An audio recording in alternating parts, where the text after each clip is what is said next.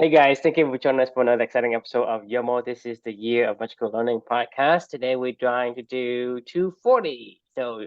And this is a book that I think somebody recommended to you, right, Chris?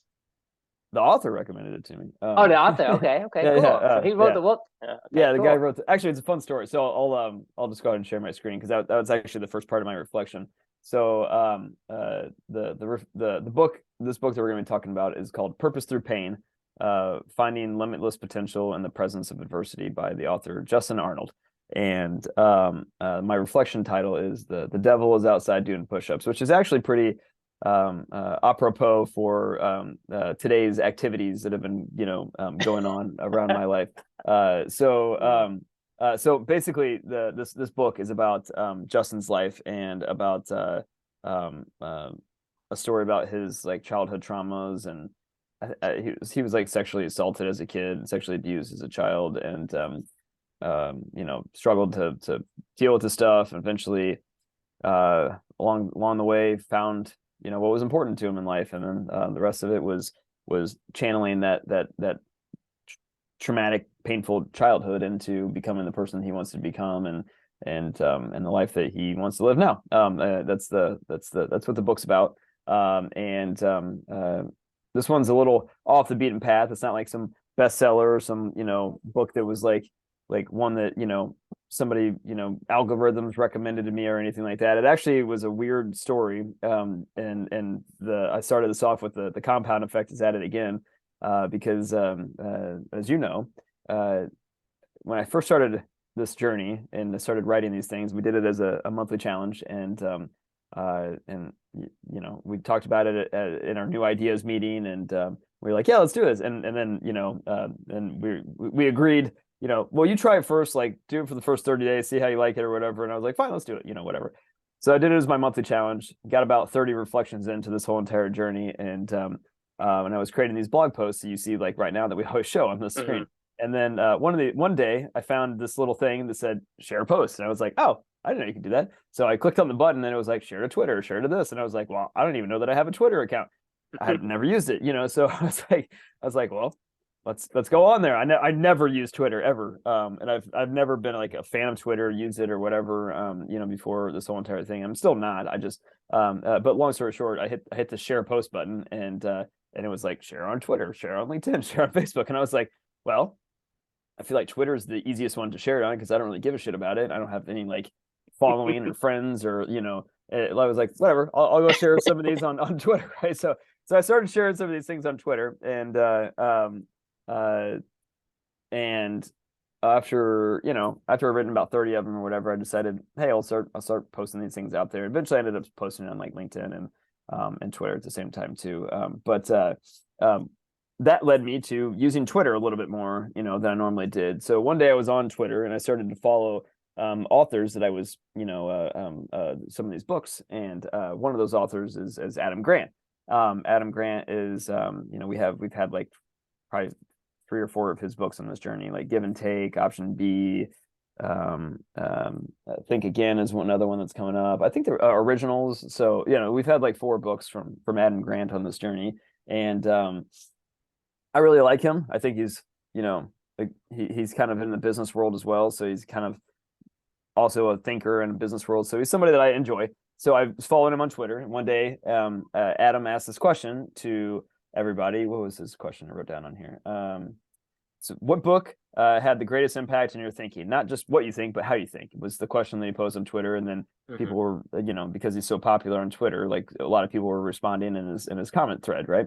So I was like, oh wow, yeah, I'm really excited. This is probably about a couple months into Yoml, and I was like, man, I need more book recommendations. I'm running out. I need to build my anti-library. So I was like, this would be great. I'll just scheme on Adam's comments section and wait to see what books people post. And I saw a lot of books that were ones that I already read or things that that I was interested in. I was getting a few here and there, and then I came across this one post from this guy, response from this guy. His name was Justin Arnold, and it was like, he was like, I'm not trying to be conceited or anything, but honestly, the book that I learned the most from and changed my thinking was my own book that I wrote. And here's a link to it.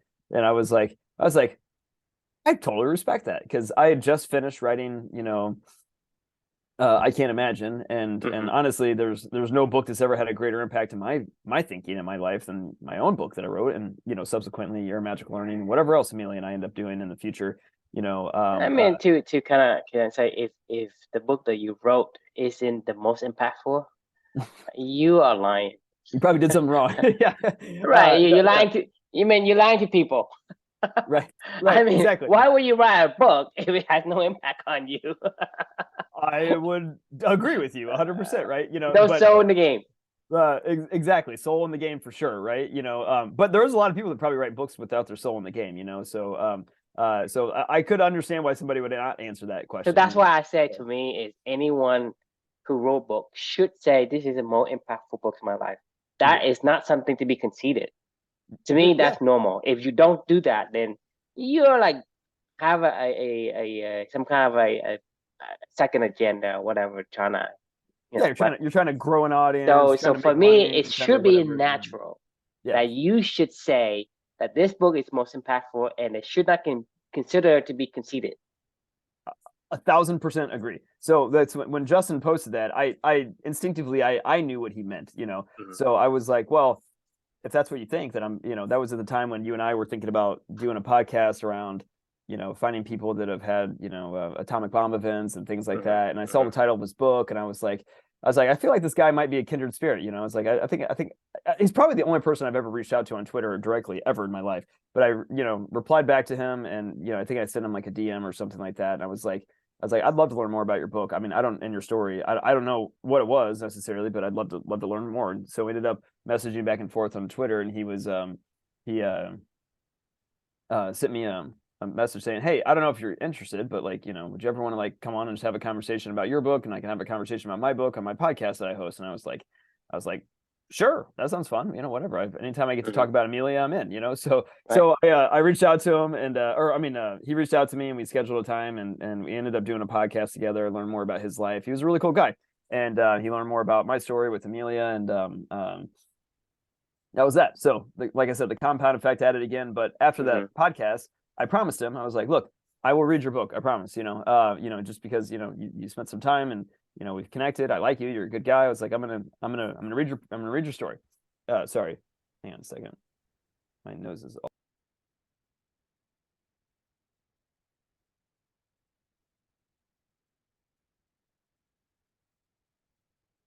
Sorry. The Luca's getting me sick again, so my nose is like really stuffed up. Um.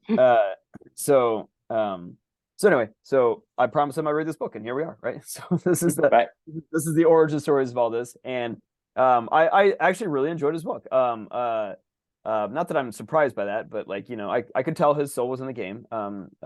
If I'm being honest, I wish his soul was a little bit more and more in the game. Because I feel like he touched on the trauma, but he didn't like go deep on the trauma, and he went a lot more on how it turned into purpose, which is fine.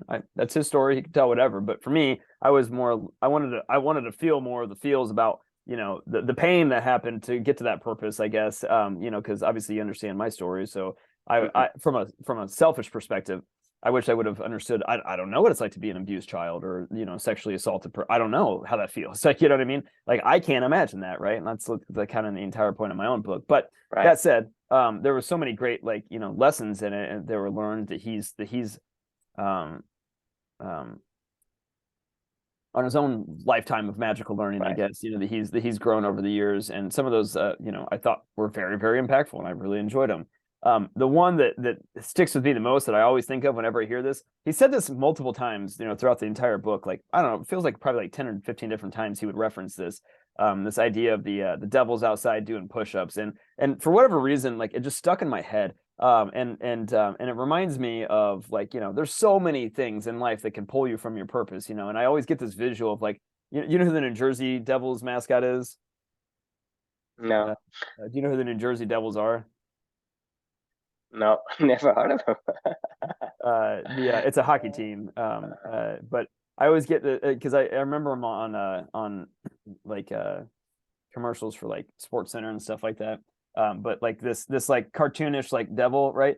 Like Mhm. kind of buff looking dude, but like this. So every time I kept hearing this, all I kept thinking of was like this New Jersey Devils, like cartoon guy outside just pumping iron, like lifting weights, like just sitting outside my door and like every single day, like today, like I mean, shit, like this is like the perfect example of a day like today, right? Where I'm trying to write one of my second to last reflections for the year of magical learning. I'm so excited about it. It's emotional. I wake up in the morning, or we went to bed last night, and Luca has pink eye. So my wife's like, "Well, I have shit I have to do at work, so you're gonna have to take him." And I'm like, "Well, I have shit I have to do at work all day today, So, and I'm like, plus I got to spend my time with Amelia, and then I have a tennis match later on tonight, and the devil's outside doing push-ups, right? He's down there, in a crib, like doing little, full body lifting, and full of snot and whatever. I'm not calling my son the devil, by the way. I'm saying like the circumstances, just to be clear, Mhm. of the things that distract us or that can distract us from our purpose It's and things that okay we to be misunderstood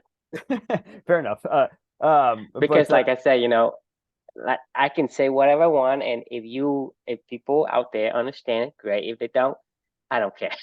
right, when I'm saying I don't need to explain myself, and neither should you. And you know I me agree. long enough. I totally agree, and I know that is 100% factual coming from you as well. Integrity is one of our core values, right? And so the point is like there's so many things that can distract us. We just talked about Undistracted a couple of weeks ago with Mhm. Bob Goff's book, right? There's so many things out there that can distract us from our purpose. But for me, like this visual was always something that's really really impactful for me. It's something I remember. It's a my memory palace, I guess, if you will. But like for me, like I'm not worried about the devil outside doing push-ups because I know why every single day that I wake up to do this stuff. I know why I was able to accomplish everything I was able to accomplish today. I know how I was able to still be a good father to my son, take care of my sick, get my job done, spend time with my daughter, write my reflection, get a workout in, go play tennis, and then do this in between somewhere where I just texted you and I was like, hey, I finally have some free time. Let's do this. And you were luckily available that we could be able to get this thing in, right? So like there's so many things that are distracting, from they can distract us all from our purpose, but like if we keep our mind on right and we understand why we're doing what we're doing, it's really easy a lot of times to just keep that devil outside. Let him become Arnold Schwarzenegger or something like that. For all I care, it doesn't matter to me. It's like he's on a different universe than I am at this point in time. So he can try whatever he wants to try, but I'm not deviating. So just wanted to say if Justin does ever listen to this, thanks for sharing your story for sure. And it's been great meeting him, and he's a really good guy. So anyway, that's it. Love to get your thoughts. So, what's the takeaway from The, the reflection? the devil's outside doing push-ups, and it's going to try to distract you from your purpose. Like, how do you not distract yourself from your purpose? For me, it's Amelia. Obviously, I Right. anchor down on our values, and I anchor down on our living for two and why I'm doing this in the first place, right? Okay. Yeah. So when I mean, I guess I need to understand I mean, I kind of understand, but I don't really understand. What do you mean by there was outside doing push-up? Why can't you do push-up inside? Well, I'm saying like this is if you're let's create the visual of a house. This is in my own home right now, right? Uh-huh. Like I'm in my protected space. I can do what I want to do. In theory, I can go perform all the activities I need to go perform. But as soon as I walk outside that door, it's chaos, right? Like there's 500 million things that are going to try to bombard me, and those are the things that I like to think of as like the devil's outside doing push-ups, ready to throw everything he can at me to get me off my path, right? Okay. And So that's yeah, he's in training he's in training. Yeah, to try to throw you off your path or whatever. And so I guess the house, what does the house symbolize? Is it symbolize me. internal? Yeah, it's my safe space, and then there's Okay. this dude right outside of it that's ready to fuck me up as soon as I walk out that door. You know what I mean? As soon as I enter into the real world, and you're like, get bombarded left and rights and jabs and whatever by all the I things that get guess thrown the at you. moment you wake up, that's what you get bombarded Oh yeah, yeah. The by. devil's the point is the devil's always outside doing push-ups, right? Like wherever you are, there's it's just a metaphor, I guess, to say Yeah, like I was trying to understand the metaphor. I mean, right. I understand about the devils, and I understand about the distraction, but the boundary of where the house is that your mental boundary, or is it Kind of, yeah. I mean, I'm in this safe space up here. That's a good point. Like it's like my head. Right. I'm in my safe space. I know what I'm supposed to do, and I know why I'm supposed to do it. But I mean, let's just be honest. It's like life is fucking And crazy, and right? You know? so outside the devil is, trying all sorts of tricks and distractions, trying to get you to open the door. Exactly. And so, he knocks on the door, he yells, he jumps, he does, you know, hoops and, do cartwheels or whatever, trying to get your attention. Right. That's the distraction. And if you can mentally fortify your dwelling, your environment, your mind, if you can fortify your environment, then whatever he does outside, it doesn't matter to you. Doesn't matter And to to me. Yeah. me, yeah, and to me that's a great visual. I mean, I think once you can understand and see the pieces, I think that's the best visual you can see. And the important fact is that you don't care what he does outside. You don't care whether He can does get push jacked. ups. He can jump in jacks, or he can do Yeah. the you know the cartwheel or the flipping and the Yeah. the howling, whatever he does, right? He could have an AR-15 and he's doing an army crawl across a a Tough Right. Mudder competition right outside my door. I don't give a shit. Yeah. But at the same time, for one, is you don't give a shit in terms of you don't pay attention to him regardless of what he does because you are already preoccupied with the thing that you value, Right. right? And the second thing is the fortification of the house. Mhm. And so there's more than just keeping yourself busy, right? So you say, well, I can say I can be preoccupied with something else, regardless of what, like the priority, right? I said it's priority. So the priority can represent the things that value, because once you can able to prioritize and rank what is more important to you, so the distraction outside, like whatever newness that he wants to conjure up, it doesn't measure up to what else you want to do inside, because that Right. you understand is more important. And to me, having that mental aspect of understanding your values, it's very critical to ignoring the distractions. If you Exactly. don't have that, it's so hard because there's no point of reference and say, hey, this is more important, or this is more important, because you haven't done the comparison. Right. So only when you can compare and say, okay, I can sit down and ask myself questions. What is it that I want? What kind of person I want to be? What makes me feel positive and all jubilee inside, right? Right. If you can ask yourself that question. It's just a simple process. It's not easy, but it's simple. You just ask yourself the question: is okay, what am I doing? Why am I doing it? This as simple as just those two questions. So and and if understanding the thing that you say, well, I do this because I like this, right? And right. then when you say I like this, okay, so do I really like it? So if you say yes, I really like it, so whatever that happens outside, you say, well, it doesn't compare to what I have already premeditated, picked out for me as what I need to do.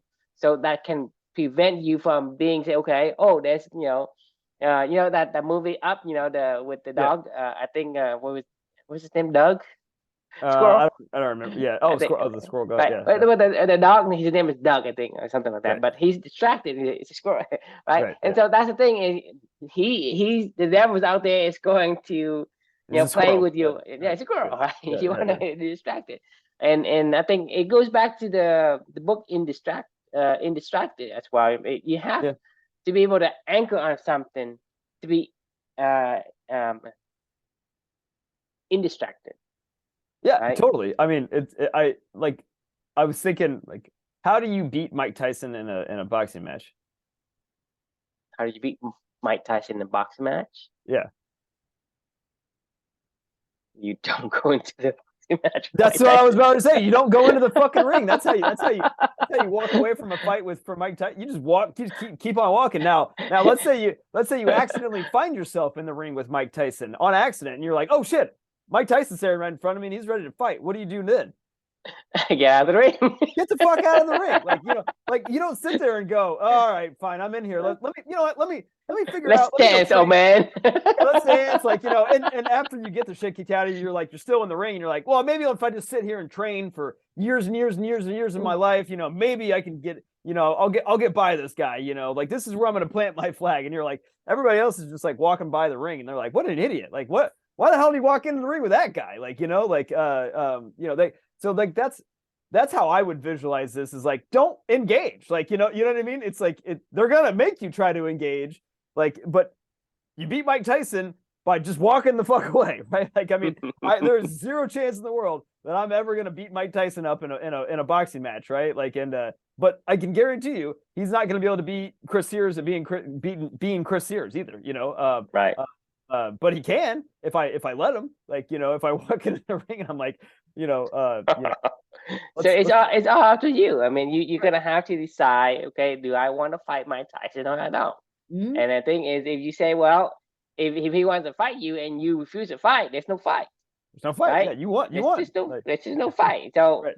He doesn't get what he wants, so he loses. Exactly. The devil loses. He does all the push-ups outside, and you don't give an iota of attention to him. He loses. He gets frustrated. He is like really, really angry at you. He's like, why? Why don't you look at me? Look at all the things I'm doing. Exactly. So I think having that fortitude makes you almost invincible, because the thing is, no one can touch you because you refuse to engage. If you refuse to engage, how can you have any kind of a meaningful, the disagreement or the argument or whatever it is you want, the confrontation.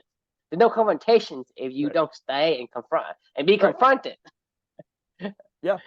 I mean, okay, so perfect example is this employee of mine that we've touched on a few different times, throughout our conversation since like these whole teams merged, right? And out of respect, I'm still not gonna say any names or anything, but let's just call this employee that's a troublemaker employee.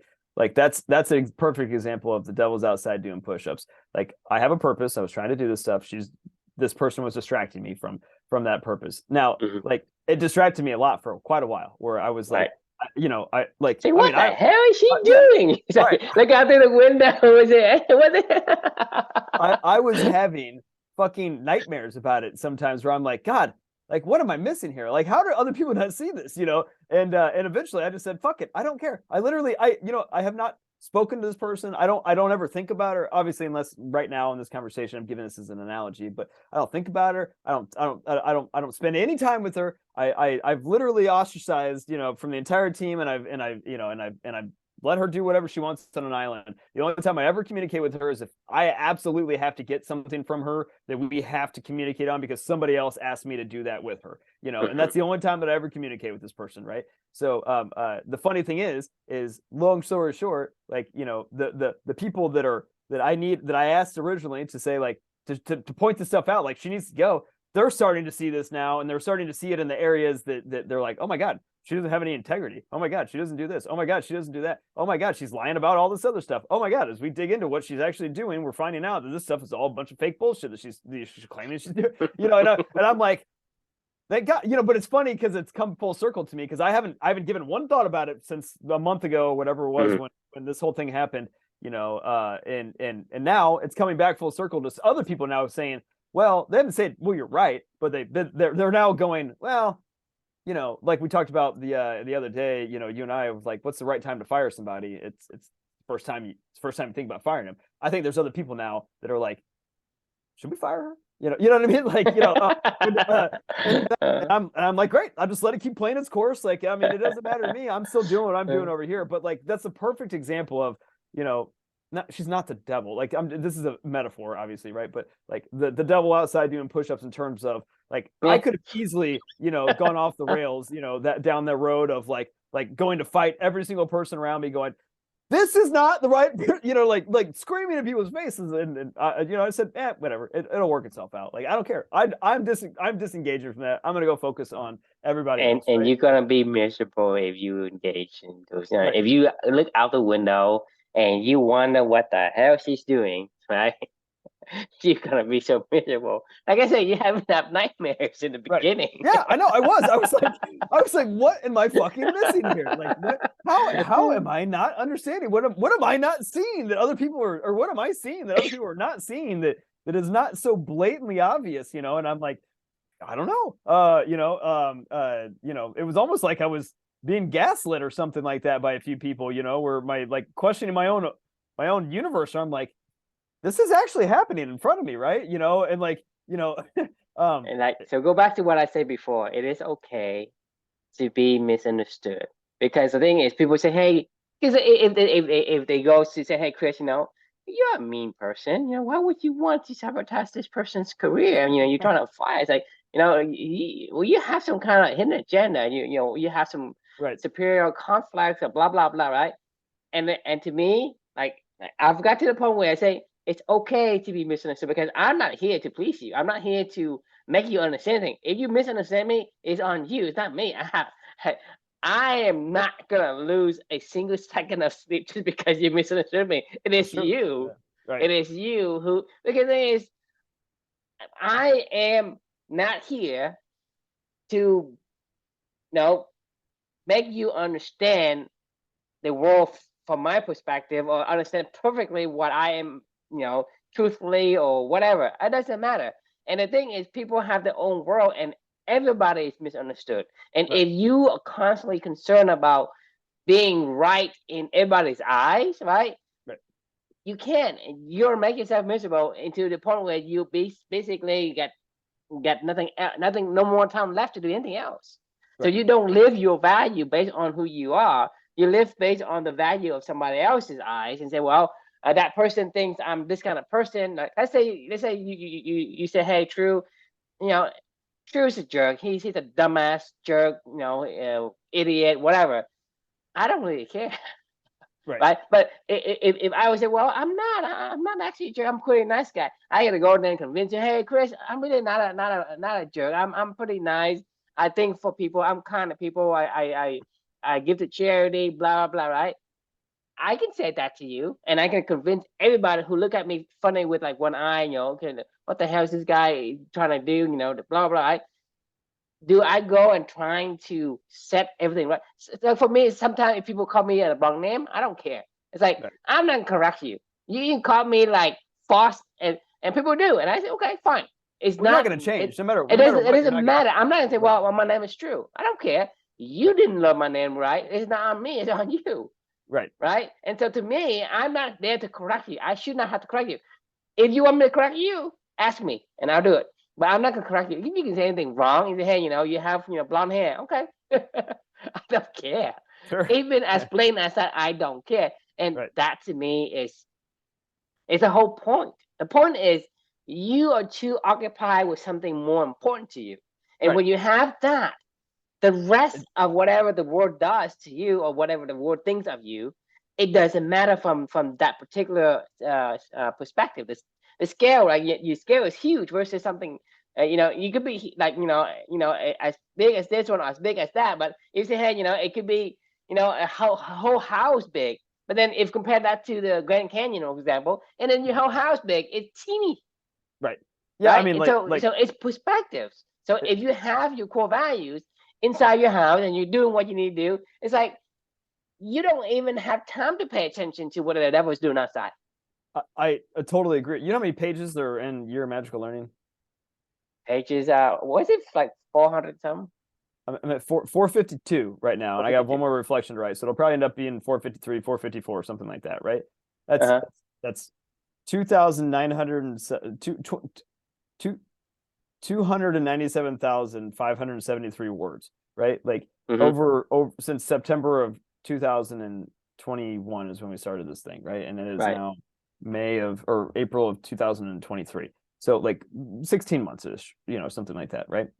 So you're like, how did you like? And I'm not saying this in a stupid way, but it's like, how do you write that much and have a full-time job, have all this other stuff going on, do this stuff with you, do whatever. And I'm like, I honestly can tell you, like, read 200 books in that time or whatever, or 150 books or whatever it was, in addition to what was already done. Like somebody would say, like, how do you do that? Like and I honestly, it's not hard at all, really. If anything, it's hard to Right. not. It's not hard for you. It's not hard for me. And the reason for that is not because it's like if you say, hey, go practice boxing and try to beat Mike Tyson, that's impossible for me. Right, right. Okay.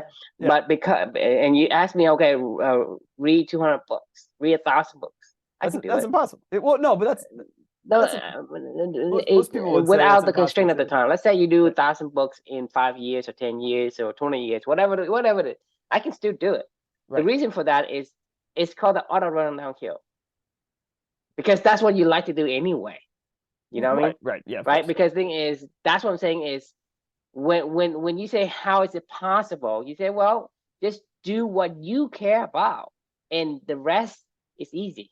Well, it's a prioritization effort, right? Like this is when when you have a purpose and you prioritize your purpose. Like there is no prioritization. It's There's no that comes that prioritization that because thing comes is, first, then I everything else mean, comes I mean, after the that. thing is, you Like think about like you love tennis, right?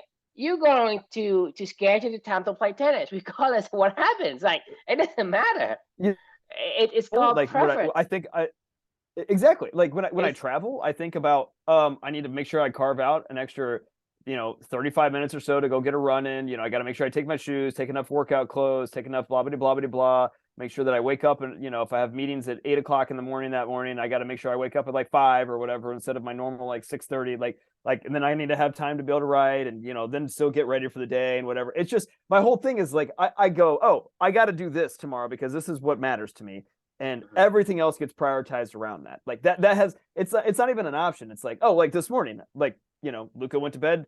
We thought he may have pink eye. He woke up and sure enough, he has pink eye, right? Right. And we thought he maybe end up staying home today, right? So I was like, well, shit, better set my alarm clock a little bit earlier this morning. I better get my workout in Exactly. a little bit Because earlier. the And I thing is, better go get my it's a writing thing done. you get to do. It's not a thing Right, you have to do. So prioritization is just another word for, hey, I like this better. I mean, I rather go eat the cake than eat the frog. right, Well, if you say, oh, I have to eat the cake and the frog, well, I'm gonna eat the cake first, and then exactly, I'm gonna fill my stomach, and whatever's left, and may eat the frog if somebody forces me. But like I say, exactly. I ain't gonna eat the frog first. I'm definitely To not eating the me, frog first. Yeah, like that's it's so kind of dumb. dumb to eat the frog first. And It I mean, is. a lot of gurus out there will tell you to eat the frog Eat first. the They do frog first thing in the morning. do the hardest thing first. Right. It's like, no, just do the easiest thing. Do the thing you want to do to Do get the you things you some want to do first. energy, Yeah. right? Right. It's like, Exactly.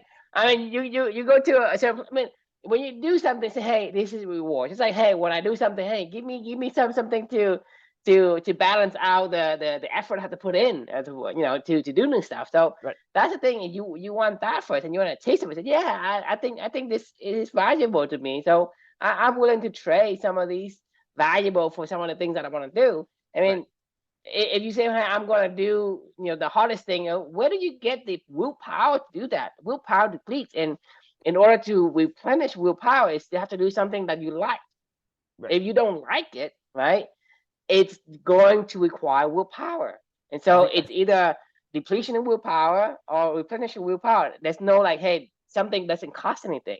you know what It I will just thought cost of somebody something.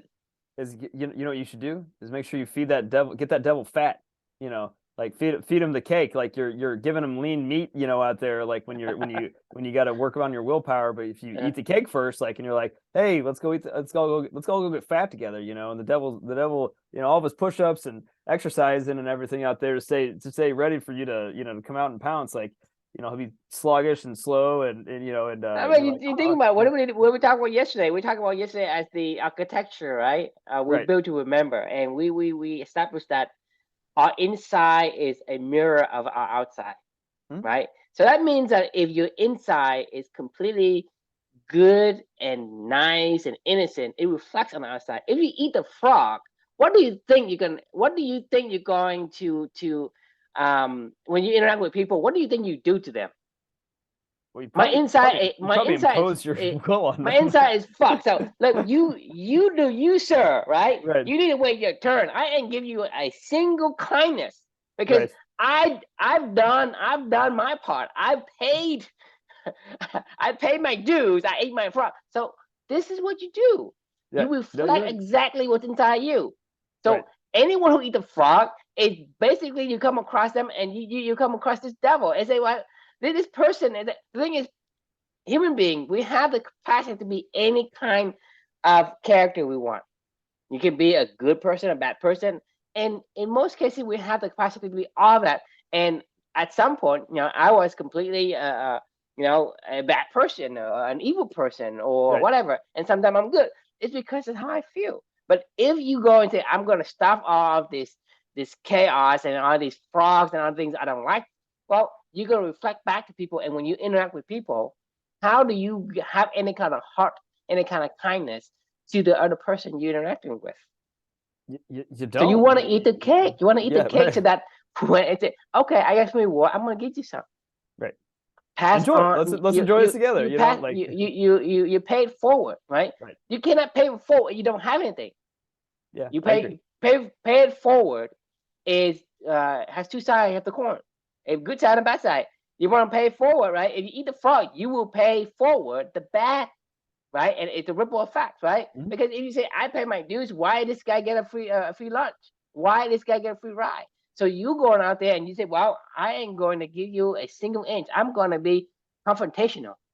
We'll And you're going to be confronting Mike Tyson, and then you get knocked out in 2 seconds, and in the third second you say, I fucked up. right. Right. Well, willpower is the devil's trainer. Get it? The name willpower. Willpower is the trainer for the devil. Yeah. Yeah. So they're in cahoots together. They because one of them, as they're one, like you're saying, is one of them, the resources deplete. So the devil's like, yeah, I'm there, I'm ready to pounce, as you're like, fuck, fine, all right, clearly I can't get around this ring, I guess I just gotta step into it. Right. And I mean, anyone who has any right mind would never ever going to stand up and fight Mike Tyson.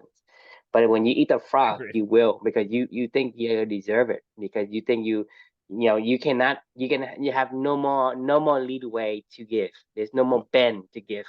I put And it so on for me, my it's like vision board. normally, like I mean, can I fight? Yeah, I can fight. I mean, I've been in fight a lot. Right. I mean, I can fight. It's just that I don't want to fight. Doesn't mean I won't fight and I can't fight. It's just I don't want to fight. So anyone who had a confrontation with me, you haven't argued with me, it's okay. I just say okay, and I just go away. It's a preference. It's not because I can't argue with somebody or I can't fight somebody. I just decide not to because I eat the cake. Why would I fight you? Right. Like would Bruce Lee ever fight Mike Tyson? He wouldn't if he don't have a reason to. He won't. He would never. He would never. There were, unless it happened to align to some weird ass. If it's something is not important to him, he won't. He won't fight. Exactly. Yeah. I mean, like that. Like that's. Do I think Bruce Lee might have a chance to beat Mike Tyson? Maybe. But would he ever Yeah, I fight him? mean, Probably not. Yeah. I think it's a toss up between those two because anything can happen. Because Mike Tyson has a powerful punch, but if you can't land a punch on Bruce Lee, then there's nothing you can do. Right. But I don't think they'd ever. I don't think that Bruce Lee would ever Because walk into. you know how Bruce Lee beat a Taekwondo master. He was He just water. lifted him off the ground. He Oh, lifted him there you off the go. ground. Yeah. There's Yeah. nothing he can do. Because they always fight on the ground. Because the Taekwondo master, his strength comes from the stance. Without the stance, it can't do anything. Interesting. And so, for example, Mike Tyson, what is his strength? His powerful punch.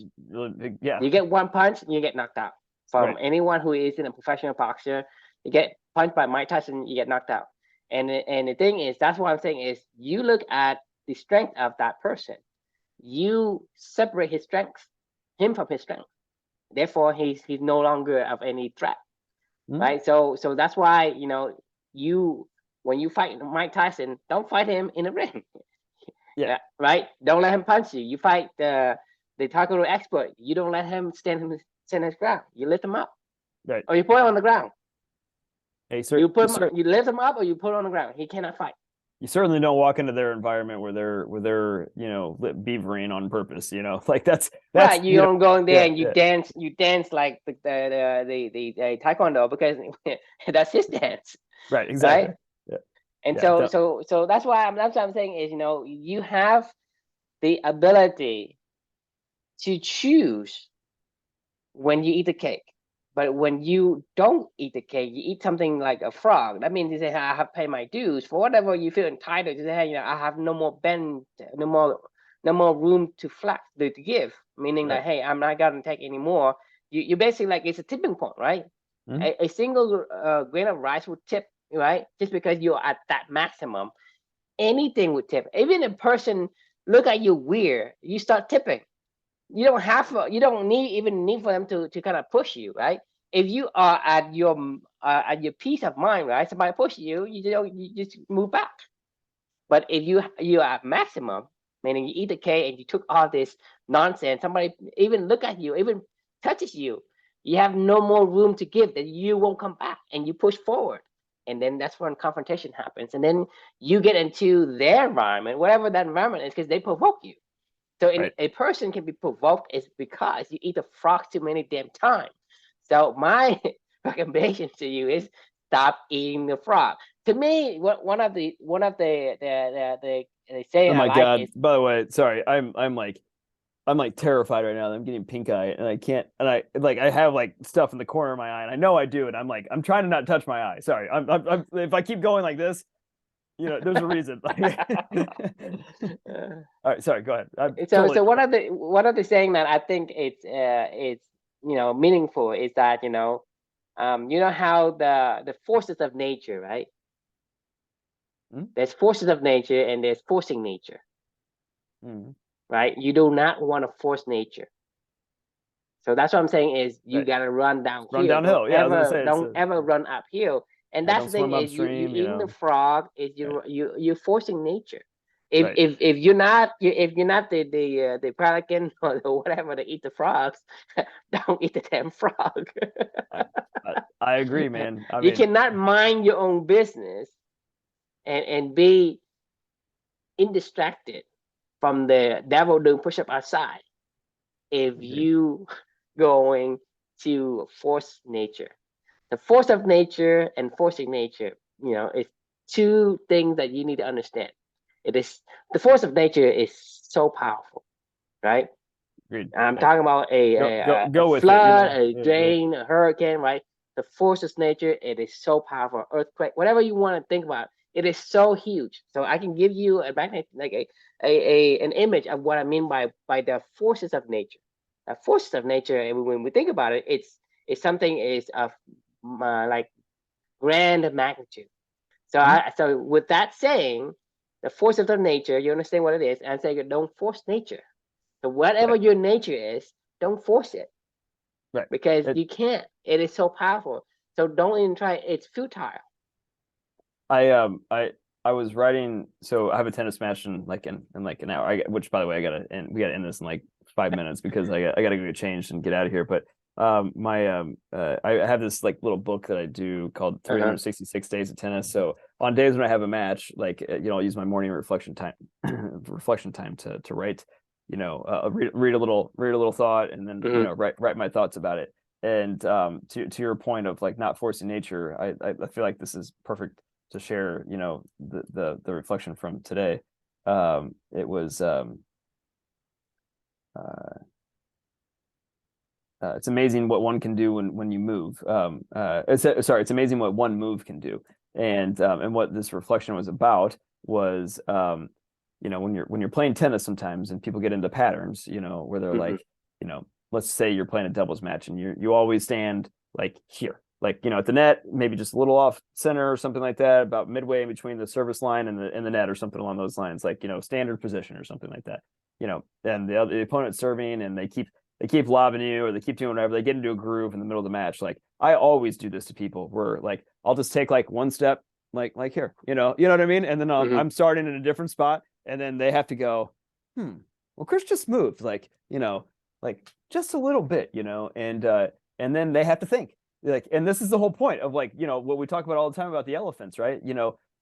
you don't want to think. Like that's the whole fucking point is if you can make somebody else think and you cannot think, like that's you're winning, right? You know, like Exactly. because You're if getting provoked. exactly one tiny little move. I mean, it's amazing what ends up happening. You know, where if somebody's always hitting to you at the baseline or something like that, you know, right, and they're standing right on the baseline, and you're like, okay, fine. Well, I'll just, you know, I'll just hit a little bit more loopy balls or something like that. And then all of a sudden they make a mistake, and then they You're make gonna another fault. mistake. You're gonna have a fault. You're Yeah, gonna and then fault on that new move that you do because okay, if Chris's move, I mean, to me, it's like every Chris move, I'm still hitting the same way. He gonna have to right, apply. He gonna have to adapt to me. I'm not adapting to him, right? I'm not going to take my strongest strength. But the thing is, if you say I have been practicing at this serve at this location to that spot, right? yeah, I And don't give a even if shit if you you're standing move, there or not. I don't give a shit Yeah, if yeah, you right. move. I mean, Because I've been practiced for this, the 1,000th time. I can hit that like 100 out of 100, I didn't right? even I'm notice it. gonna You hit know, it. yeah, So that's my strongest strength, yeah. my strongest strength, right? So I should be doing that. And then if I see you move, and if I continue to adjust to your move, and basically the first time I make that move is the first time I made that serve. That serve more likely than not will fall, 100%. I mean, right? it happens all the time. I mean, I randomly force people to double fault all the time. They're doing push up outside, and people think, Exactly. "What the I heck mean, are you it's doing?" if you make somebody think and you throw them off their game, like unless they have like a really anchored, like I mean, don't get me wrong, like the same things throw me off too. When somebody starts to do something different, I have to Mhm. sit down and think like, oh, okay, this isn't working what I was doing before. Now I have to think how to counteract that, right? You know, and that's just strategy. That's just the fun of the game, right? But like But this in is real life, like this the morning, I adjustment had to is counteract, you know? Right. reserved for like the game review. After the game, watch a video, just like we're playing football. Like you just don't change your game plan in the middle of the game. Just continue to do that. If you lose, you lose. Okay, you lose. I mean, your plan didn't work out. But thing Right. is, you're changing your play mid game isn't gonna give you any It's better never gonna chance. help. I know. It's It never doesn't gonna help help. you Like beat anyone. if you think that you're gonna magically in the middle of a match just like switch strategies to something you've done for a really long time, away from something you've done for a really long time to something that's totally foreign to you, and you think that that's gonna somehow turn into an outcome that's gonna be a positive outcome for you, like you're fucking dreaming. I mean, I've tried that so many times in my tennis playing career where I'm like, all right, like they're taking this away from me. Like I need to hit it short and to the left, short, a ton of spin and and blah blah blah, and like right in this area. And I'm like, well, Chris's elephant doesn't do that. I have not trained my elephant to hit that shot. So I have no. So then I'm trying to like think through every little ball that I'm trying to hit, and then I'm making errors all over the place. And they're going, well, it worked. Like Chris decided to pivot and stop doing Chris stuff. And then eventually we've gone through this many times where I even remember that one where I walked you through like the battle of my mind, then it's like the little rider hops in there like, yelling at the elephant, like, get your fucking shit together, and the elephant's on the other end going like, I don't know what I'm doing. I'm just doing what I just, and then I have to like mediate Your everybody, backseat and then driver, it's let like, me drive. right, This is my leg. I'm the elephant. That's my leg. I'm moving my leg. Why you tell me to how to move my leg? Backseat exactly. driver, stop doing it. But it's always one little tiny move that can throw off everything, right? And if you don't know how to get back to what you know how to do and to do it well and just stay focused on what you do, like then you're gonna get fucked. I mean, like, so the devil's outside doing push-ups. He's gonna throw a new wrench into every single plan every single day, like just like today. Like that was not a smooth day today, but shit got done, and I couldn't be more proud sometimes on days like this, where it's like Amelia and I still did what we were supposed to do. Is it the best reflection I've ever written? No, probably wasn't, honestly. And I'm, part of me was a little sad about that because I was like, this is my second last reflection. I'm like, I really wanted to make it really, really, really good. I thought it was like really, really good, but it wasn't like really, really, really, really good. You know what I mean? Well, I mean, And it's all subjective. I mean, you think right, it's really good right now, but whenever you come back to it later, it wasn't as good as you thought it would be because it sometimes, sounds good in your head, yeah. right? And sometimes something you think it wasn't as good, it turned out to be the perfect, the reflection for the day or the lesson it's the most impactful lesson that you can carry on with your life. And so the I'm thing is, don't worry about being perfect. And say, what do I think? What do I think today? What do I think about this? But what I can learn from? That's all. That's all you want to do. And to me, this is what I will put back on you. You say the devil is doing push-up outside. The devil doing push-up outside today. Forget him. Your reflection, your reflection. He can do whatever he wants, right? Your reflection has to know. To me, shouldn't have any. Hit your shot. Hit your forehand. Yeah, it shouldn't have any impact on what it is that you do or how you reflect. Even if you think your reflection isn't good, it could be good. It could be good. Yeah, I mean, I'm not saying it wasn't good. I'm just saying you get my point, though. I mean, I know what you're saying, and I appreciate that. But like, it goes back to hit your forehand. You know, like just keep hitting it. Like hit your forehand. Just present your best trait, your strongest move. Just do your strongest move. Don't right. If you're good at doing the forehand, do the forehand. Don't try to say, okay, I'm going to do the backhand. I'm going to make something new. The thing is, and this is something that I think if you really understand the lab, you understand this process. Because the thing is, like 1,000 times that you do this, right? One time that you make successful by accident, that is the one that you remember. That's the one that people record. That's the one that say, hey, this team, they made mid game strategy change and they beat. Everybody should follow them, blah blah, right? But the 999 other one has failed, but no one mentioned it. So that is the fallacy. So, like I said, if you understand the lab, this is one of the most important and impactful lessons that I've learned. That I say, well, don't do that. To me, so what I come up with as far as the truism for that is, live in the world of probable, not possible. Yeah. Because if you do your forehand, if you're really good at your forehand, you're probably going to win. If you do your backhand, and because it's new, you have the possibility of winning, but it's very slim, very small. Like winning the lottery. Is it possible to win a lottery? Of course. Yes, it is possible. But am I going to win it? Probably not. But is it possible for me to go and do, let's say I'm going to do my gardening or do playing tennis like you. Is it possible for you to play tennis? It's probable, right? It's probable. But is it possible? So don't live in the world of possibility. Live in the world of probable. Right. So this is, to me, is one of the lessons I told my nephew as well. And he actually took that lesson to heart, and he actually, benefit from it. Because we got a new truism here. Say it again so I can get it down. Live in the world of probable, not possible. Right? Because everybody is chasing the possibility. Yeah.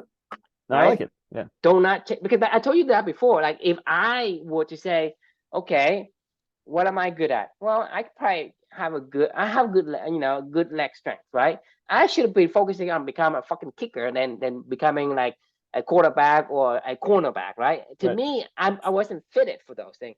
I would have been an NFL player if I were to practice on my kicking the fucking ball, just doing just a thing that I am good at. So probable, there's more probable that I become a kicker. It is possible that I become a cornerback in the NFL, but it's like we're doing a fucking lottery. You see? So because that's what I'm saying is people only like the underdog, right? The underdog story. Everybody loves underdog story. Say, this underdog's changed, blah, blah. You only celebrate the underdog, but the underdog is 1 in a million. Are they really the underdog though? As we've learned, with actually, I'm not going to open up that can. Hang on, I'm not about a Cinderella story. And fuck that. If you think you're going to marry a prince, right? You are dreaming beyond dreaming. You are dreaming within inside a dream. Right. There's a. Right? Well, hang on. Pause. I'm not gonna open up this can of worms. I said it as soon as I said it. I regretted it because I was like, damn it. We'll end up talking about this for like 25 more minutes. But I actually have to get out of here and go get changed. But yeah, it sounds good. Yeah.